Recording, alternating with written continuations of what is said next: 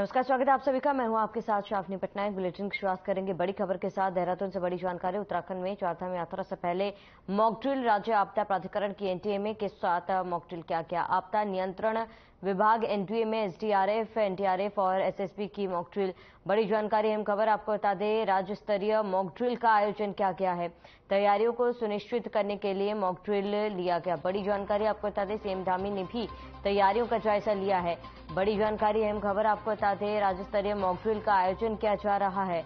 तैयारियों को सुनिश्चित करने के लिए ये मॉक ड्रिल किया जा रहा है। सीएम धामी ने भी तैयारियों का जायजा लिया। इस वक्त की बड़ी खबर, अहम जानकारी आपको बता दें, देहरादून से उत्तराखंड में चारधाम यात्रा से पहले मॉक ड्रिल किया गया है। राज्य आपदा प्राधिकरण के एनटीएमए के साथ मॉक ड्रिल हुई है। राज्य स्तरीय मॉक ड्रिल का आयोजन और तैयारियों को सुनिश्चित करने के लिए मॉक ड्रिल किया गया। सीएम धामी ने तैयारियों का जायजा लिया है। बड़ी जानकारी इस वक्त आपको बता रहे हैं, क्योंकि महज 2 दिनों में चारधाम यात्रा की शुरुआत हो जाएगी और ऐसे में तैयारियां किस तरीके से की गई है उसको लेकर मॉक ड्रिल किया गया है और तैयारियों को सुनिश्चित करने के लिए मॉक ड्रिल किया गया। खबर देहरादून से है, जहां मुख्यमंत्री पुष्कर सिंह धामी ने केदारनाथ धाम के सेवादार सदस्यों के दल के वाहनों को फ्लैग ऑफ किया है और वहीं इन सेवादारों द्वारा श्री केदारनाथ यात्रा मार्ग पर 21 से 25 अप्रैल तक श्रद्धालुओं के लिए उत्तराखंड के मुख्य सेवक के नाम पर भंडारे का आयोजन किया गया। वहीं आपको बता दें कि बाबा केदार की डोली के गुप्तकाशी से केदारनाथ पहुंचने तक यात्रा पंडावों पर श्रद्धालुओं के लिए भंडारे का आयोजन किया गया और वहीं 24 और 25 अप्रैल को हेलीकॉप्टर से पुष्प वर्षा भी की गई है। वहीं मुख्यमंत्री पुष्कर सिंह धामी ने कहा है कि उत्तराखंड की चारधाम यात्रा के लिए श्रद्धालुओं की सुविधा के दृष्टिगत सभी तैयारियों की गई है। चारधाम यात्रा की नियमित समीक्षा की जा रही है। चारधाम यात्रा के प्रति लोगों में काफी उत्साह है। अभी तक 16 से अधिक पंजीकरण हो चुके हैं। स्वयंसेवी संगठनों एवं सामाजिक संगठनों का पूरा सहयोग मिल रहा है।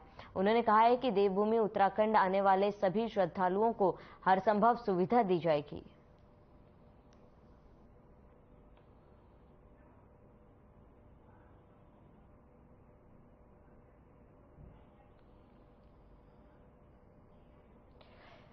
वहीं 22 अप्रैल से चारधाम यात्रा शुरू हो रही है। इस दौरान अतिक्रमण, ट्रैफिक बाधा न बने, इसके लिए नगर निगम परिसर में बैठक हुई। बैठक में नगर आयुक्त Rahul Goyal, SDM Saurabh Aswal, CO Sandeep Negi, inspector Khushiram Pandey शामिल रहे। इस मौके पर संयुक्त रूप से विचार विमर्श कर निर्णय भी लिया गया कि यात्रा काल के दौरान शहर में कहीं पर भी अतिक्रमण नहीं होने दिया जाएगा। अतिक्रमण होने से ट्रैफिक बाधित होता है। आंतरिक मार्गों पर पैदल चलने वाले श्रद्धालुओं को परेशानी का सामना भी करना पड़ता है।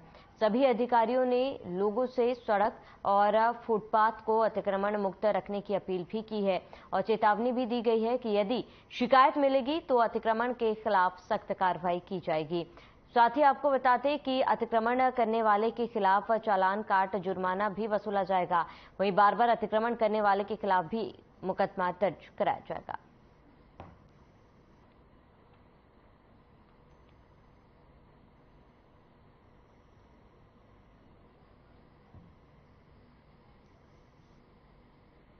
हरिद्वार में आगामी चारधाम यात्रा को लेकर पुलिस और प्रशासन ने पूरी तरह से तैयारी कर ली है। एसएसपी हरिद्वार अजय सिंह ने बताया कि चारधाम यात्रा पर आने वाले यात्रियों को किसी तरह की परेशानी का सामना नहीं करना पड़ेगा और उन्होंने कहा है कि दूर दराज से तीर्थयात्री आते हैं और उन्हें चारधाम यात्रा के लिए बहुत दूर जाना होता है। इसीलिए चेकिंग के नाम पर अनावश्यक रूप से तीर्थयात्रियों को बॉर्डर पर परेशान नहीं होना पड़ेगा।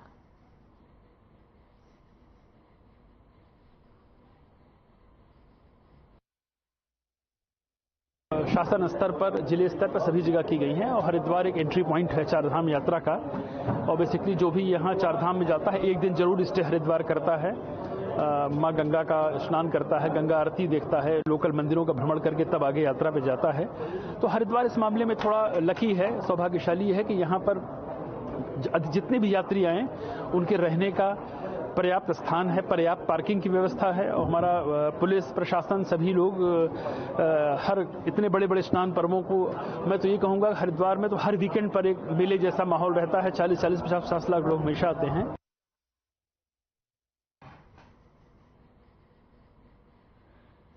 तो कांग्रेस के वरिष्ठ नेता प्रीतम सिंह ने एसीआर को लेकर कहा है कि सतपाल महाराज 2017 से प्रदेश में जो सरकार रही है और है उसमें वरिष्ठ मंत्री के रूप में लगातार काम करते रहे, लेकिन लगातार एक ही बात को कहते रहे हैं। एसीआर लिखने का अधिकार मंत्रियों को मिलना चाहिए। और वहीं प्रीतम सिंह ने आगे कहा है कि पिछले 5 साल में भी हमने यह गाना सुना और अब 2022 के चुनाव के बाद जो सरकार बनी है, इस सरकार में भी हम वही गाना सुन रहे हैं।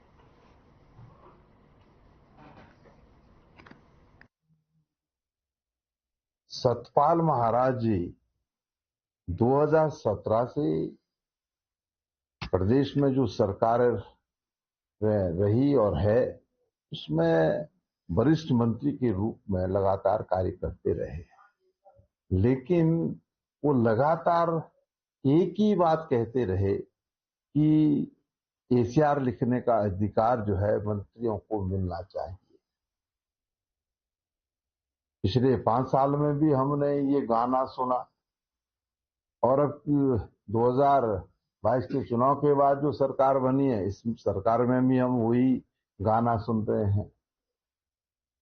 एसीआर का अधिकार मिलना चाहिए, इससे स्पष्ट परिलक्षित हो गया है कि सरकार और प्रशासनिक अधिकारियों में कोई समन्वय नहीं है और समन्वय न होने की वजह से प्रदेश का तो अहित हो ही रहा है, लेकिन मंत्री भी अपने आप को असहज महसूस कर रहे हैं, इसलिए बार बार वो जो है एसीआर लिखने की मांग उठा रहे हैं। तो उत्तराखंड वन विभाग में प्रमुख वन संरक्षण की कुर्सी को लेकर चल रहे विवाद पर सरकार ने सकारात्मक फैसला किया है।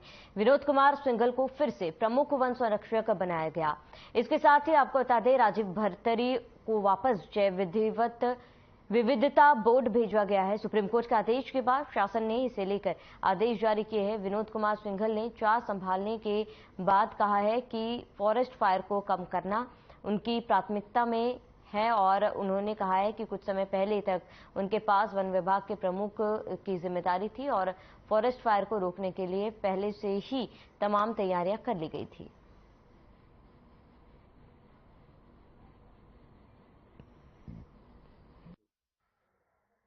इस पे देखिए, तैयारी हमने पहले से कर रखी है और 3 अप्रैल तक भी मेरे पास ही चार्ज था, तो ऐसे ये दोनों चीजें मेरे लिए नई नहीं है और इसकी पूरी तैयारी हो रखी है। जहां तक फॉरेस्ट फायर की बात है, हमारे कंट्रोल रूम्स हर जिले से जुड़े हुए हैं, जो स्टेट का डिजास्टर का जो कंट्रोल रूम है उससे जुड़ा हुआ है। हर जिला अधिकारी को शासन की तरफ से प्रशासन के लिए भी ये है कि वन अग्नि की कोई भी घटना हो तो सब लोग एक टीम के रूप में हम लोग कार्य कर रहे हैं।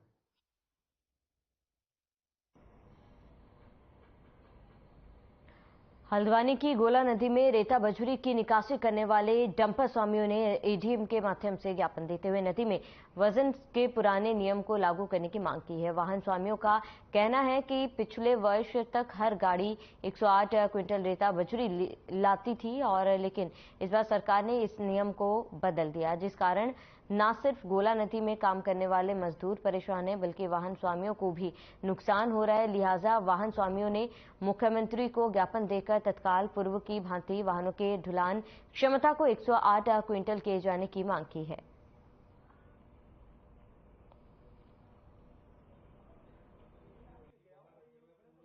देखिए, नदियों में पूर्व में जो है 108 कुंटल माल हम लाते थे गोला से और जो 109 कुंटल से ऊपर लाता था उसकी अगले दिन की निकासी बंद हो जाती थी। तो गोला एक बहुत अच्छी तरीके से चल रही थी।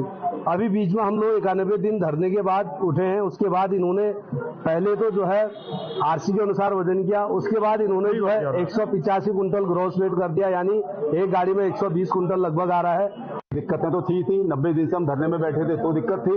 अभी अच्छे खासे सुचारू रूप से चल रहा था तो 108 कुंटल के बाद से पहले की तरह निकासी बंद हो जाती थी। लेकिन हम लोग हाईकोर्ट गए थे तो हाईकोर्ट ने ये आदेश दिया था कि जितना गाड़ी की क्षमता है उसी हिसाब से माल ढोया जाए। ये हाईकोर्ट के भी जो आदेश थे उसकी भी धज्जियां उड़ाई जा रही हैं। तो कोई गाड़ी में 140 कुंटल माल आ जा रहा है तो किसी गाड़ी में 110 कुंटल माल आ रहा है।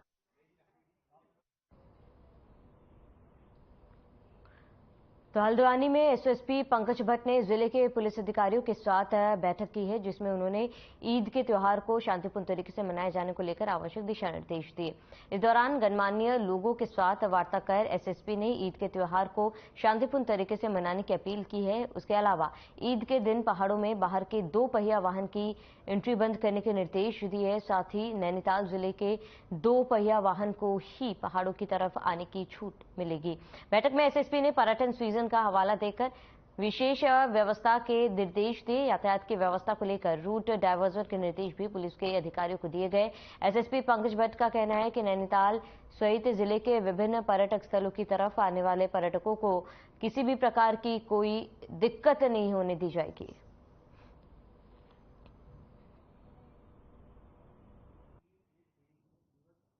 इसमें ईद को लेकर के सभी थानों को निर्देशित किया गया है कि कल तक वो मीटिंग कर लेंगे आपका संभ्रांत लोगों की।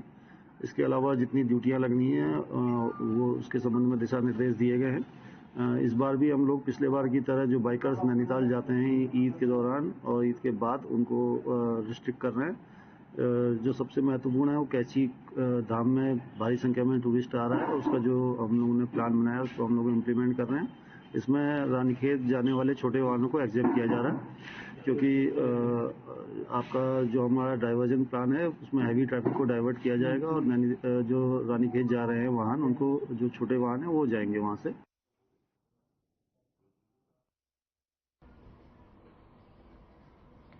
चारधाम यात्रा में आईआरसीटीसी के जरिए हेली टिकट बुकिंग कराना दूर ऑपरेटर्स और यात्रा कारोबार से जुड़े लोगों को रास नहीं आ रहा है। और इसी सबके बीच हरिद्वार प्रेस क्लब में प्रेस कॉन्फ्रेंस करने पहुंचे टूर ऑपरेटर एसोसिएशन और टैक्सी मैक्सी एसोसिएशन से जुड़े कारोबारियों ने कहा कि विभागीय अफसरों की अनदेखी के कारण चारधाम यात्रा में कई अव्यवस्थाएं सामने आ रही है, जिसका खामियाजा दूर ऑपरेटर्स समेत चारधाम यात्रियों को भुगतना पड़ रहा है।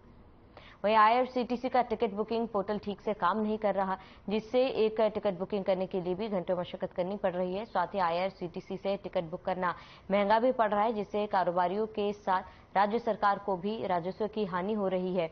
वहीं सरकार को हेली टिकट बुकिंग के दूसरे पोर्टल की व्यवस्था करनी चाहिए।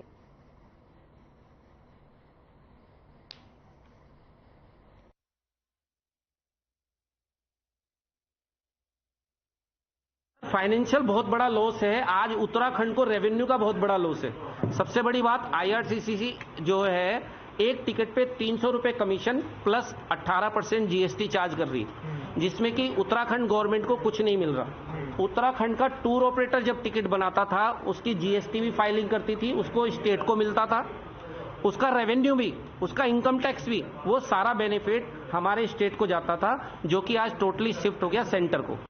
सारी टिकटें पेमेंट में फेल हो रही हैं, उनका पेमेंट गेटवे बिल्कुल फेलियर है आईआरसीटी का। अगर यही सब कुछ होना था तो जीएमएन क्या बुरा था? जीएमएन हमारा उत्तराखंड का था, जिसमें अगर जीएमएन में रहता तो शायद उसको इतना कमीशन नहीं देना पड़ता जितना आईआरसीटीसी हमसे ले रहा है। 350 रुपए से ऊपर एक टिकट पे जा रहा है, एक बंदे पे आईआरसीटी के पास जा रहा है। आईआरसीटीसी का महंगा पड़ रहा है, महंगा पड़ रहा है हर चीज में। हमारे उत्तराखंड गवर्नमेंट का राजस्व पे प्रभाव पड़ेगा इसका। सेकेंडली, अगर ये टिकटें इतना ही महंगा करना था तो क्या उत्तराखंड में काबिल लोग नहीं है?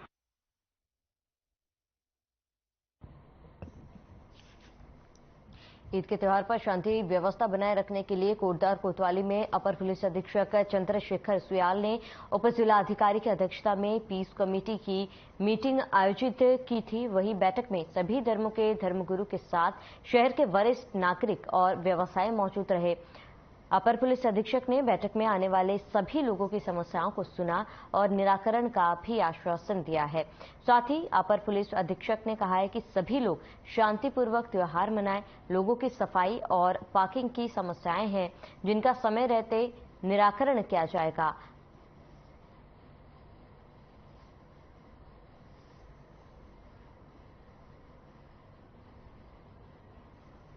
प्रशासन जो हमारे विभिन्न संप्रदायों के लोग हैं उनके साथ एक शांति कमेटी की बैठक करते हैं। अभी एसडीएम कोटद्वार साहब हमारे साथ ही हैं, तो हमने सभी जो स्टेक होल्डर थे, जो हमारे प्रतिष्ठित लोग हैं, विभिन्न संप्रदायों के सबको बुलाया था, क्योंकि कोटद्वार का हमेशा से एक अच्छा इतिहास रहा है। यहाँ बहुत भाईचारे के साथ, सौहार्द के साथ त्यौहार मनाए जाते हैं। वो किसी भी धर्म के हों, सारे लोग उसको बढ़ चढ़ करके मिलजुल करके मनाते हैं। तो एक विभागीय परंपरा हमारी है कि हम एक बार बैठ करके अपना मंतव्य उन तक पहुंचाएं और उनकी समस्याओं को सुने। जैसे 2-3 कंसर्न उन्होंने लिए हैं सफाई को लेकर के। थाना कोटद्वार के अंदर एक पीस कमेटी की बैठक हुई है और उसमें प्रशासन ने अलविदा जुमा और ईद को मद्देनजर रखते हुए जो भी छोटे मोटे इशू होती है, व्यवस्थाएं होती हैं, चाहे वो नगर निगम की हो, जल संस्थान की हो, हमारी पावर कॉरपोरेशन की हो, ट्रैफिक की हो, उन सभी विषयों पर चर्चा की गई है और प्रशासन ने पूरा सहयोग करने के एक आश्वासन दिया है। और पीस कमेटी के भी जितने सदस्य यहाँ आए थे उन सभी लोगों ने आश्वासन दिया है कि हम भी प्रशासन के साथ कंधे से कंधा मिला के उन सभी व्यवस्थाओं को सुचारू रूप से चलवाएंगे और पूरा सहयोग करेंगे।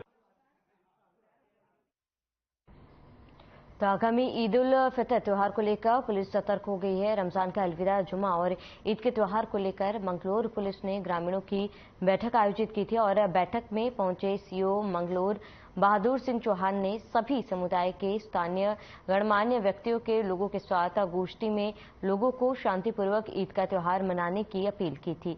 लोगों से भी पुलिस का सहयोग किए जाने की अपील की गई है।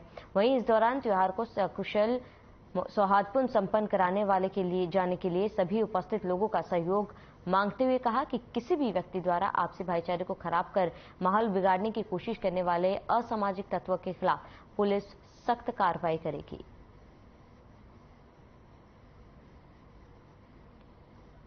तो पुलिस ने ग्रामीणों के साथ ये बैठक की थी। बता दें कि ईद के त्यौहार को शांतिपूर्ण तरीके से मनाने की लोगों से अपील की गई। साथ ही पुलिस द्वारा ये भी चेतावनी दी गई कि अगर किसी ने भी इस माहौल को बिगाड़ने की कोशिश की तो उसके खिलाफ सख्त से सख्त कार्रवाई की जाएगी।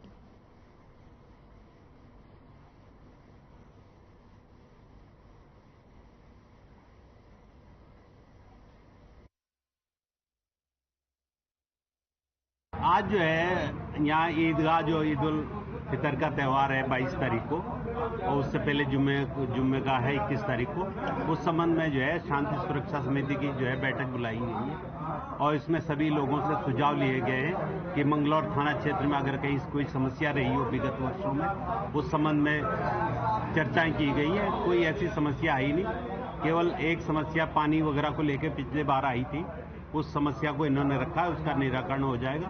बाकी सभी लोगों को कहा गया है, ईदगाह कमेटी और अन्य मस्जिद वगैरह की जो भी कमेटियां हैं, ये लोग जो है वॉलेंटियर हमें देंगे और उन वॉलेंटियर के द्वारा जो है रात्रि में जो है रखवाली वगैरह ईदगाह और मस्जिद वगैरह की सुरक्षा के संबंध में की जाएगी।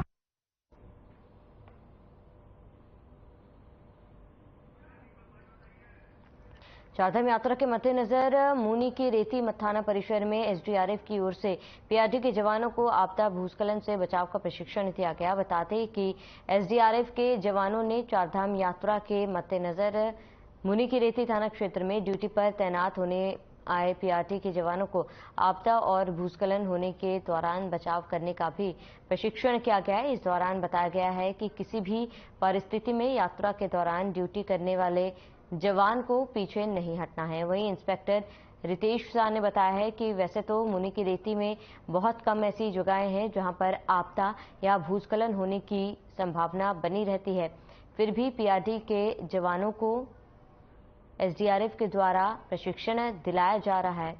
वहीं इससे जरूरत पड़ने पर पीआरटी के जवान भी अपनी अहम भूमिका निभा सकें।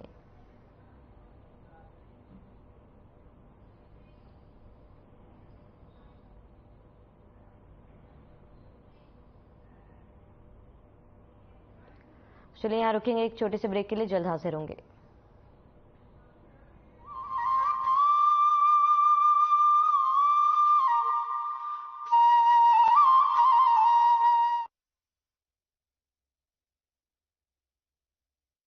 देवों की भूमि है देवभूमि उत्तराखंड।